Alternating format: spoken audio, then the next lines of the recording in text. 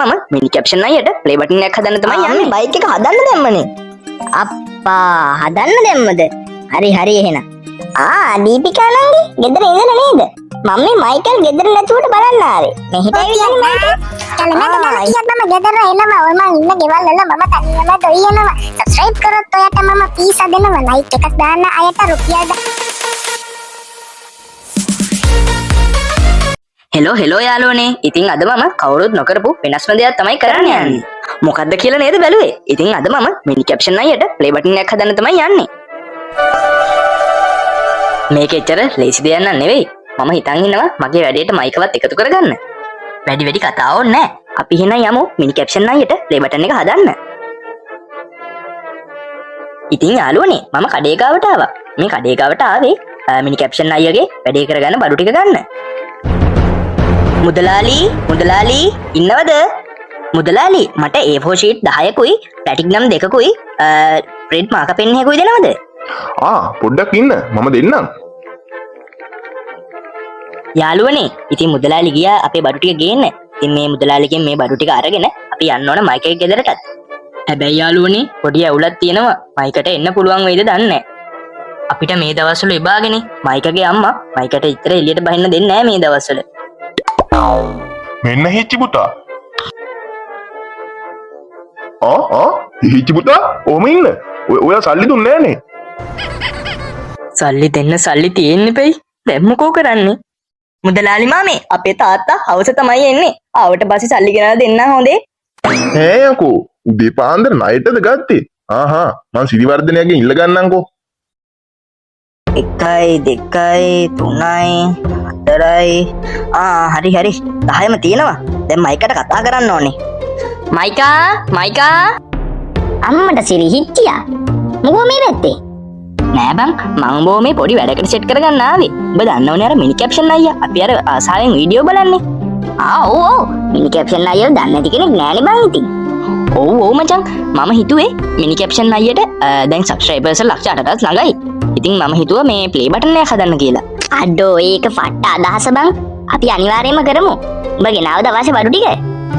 ඔව් බං ඔක්කොම ටික ගෙනාව අවශ්‍ය. මයිකල් පුතා කොහෙද ගියේ මේ පාඩම් වැඩ කරන එක නතර කරලා? මේ හිටි කොළුව නැවිලා දෙන්නේ. ඔව් අම්මේ මේ හිටි ඇවිල්ලා මේ ප්ලේ බටන් එකක්. ඕයි මයිකා ඕක අම්මට කියන්න එපා බං. අම්මා ප්ලේ බටන් එක හදන්න දෙනවද? මේ විභාගෙත් ඇවිල්ලා තියෙද්දි. මොකද්ද කිව්වේ මයිකල්? මට ඇහුන්නේ නැහනේ හරියට. මේ අපේ හිටි ඇවිල්ලා මේ පේපර් කට්ටලයක් කරන්න මාත් එක්ක. ඒක කොච්චර හොඳද? හිටි පුතාට දැන් ඉගෙන ගන්න උනන්දු ඇවිල්ලා. කොහොමද ගැම්ම? දැන් හිටිය ඔබ කොහොමද බං ඔබ හදන්න හිතන් ඉන්නේ? මම මේ අවශ්‍ය බඩු ටික නම් ගෙනාවා මචං. කරන විදිය නම් එච්චර තේරුමක් නෑ මටත්. අඩෝ අපි ඕවද බං කරේ? අපි කොහොමද තේරුමක් නැති වැඩනේ බං කරේ ඉස්සර ඉඳන්. හිටියා ඔබ බය නැතුව හිටාන්කෝ. මම ගිහිල්ලා කට්ටට කතා කරන්නම්. කට්ටට මේ ගැන අවුරුදු 20ක පළපුරුද්දක් තියෙනවනේ.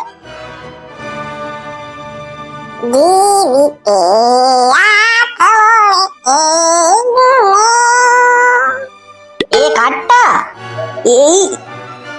අඩෝ පලයන්යකෝ කියන්න නැතුව එනවද?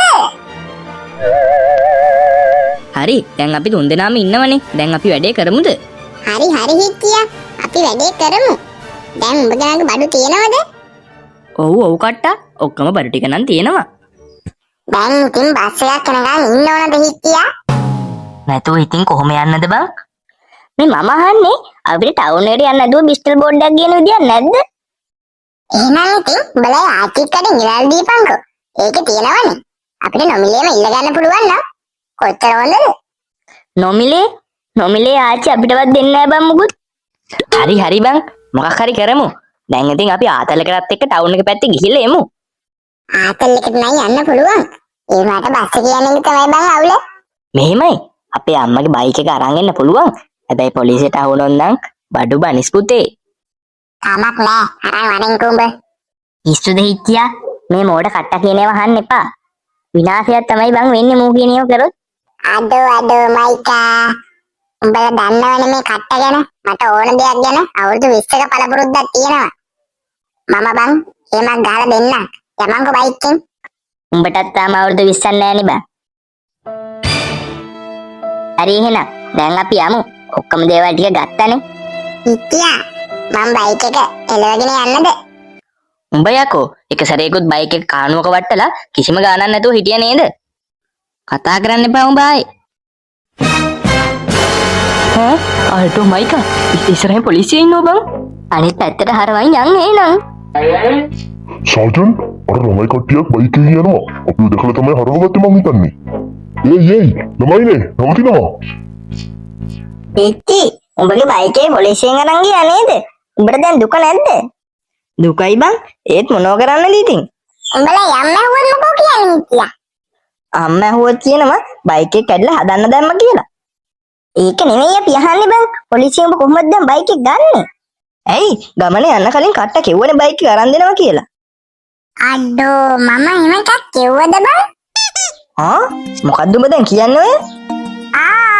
අරන් දෙනවා බං අනිවාර්යෙන් අරන් දෙනවා. අපේ තාත්තා හවසට ආවට පස්සේ මං තාත්තට කියන්නම්කෝ. අපේ තාත්තා ගායියා පොලිසියේ බං වැඩ කරන්නේ. මං කොහොම හරි බයික් එක අරන් දෙනවා ඉතින්. ඒකනේ බං ඉතින්. මම මේ මයිකල් ගෙදර නැතුවට හොයන්න ආවේ. මට හිතුවා නිකමට හිච්චිනාමයන් ගෙදර ගිහිල්ලා ඇති කියලා. අඩේ අම්ම ඇවිල්ලා. අම්මේ මම මේ මගේ ළඟ නැති නෝට් එකක් පිටිකින් ඉල්ල ගන්න කියලා මෙහි ආවේ. ඕකට ආවත් මට කියලා එන්න ඕන නේද? ආනේ ඇන්ඩි මම තමයි මයිකල්ට එන්න කිව්වේ. හිචි බයික් එක්කෝ අම්මට මේ ටවුන් එකට යන්න ඕන ගෙදර බඩු ටිකක් ගේන්න. අම්මේ බයික් එක හදන්න දැම්මනේ.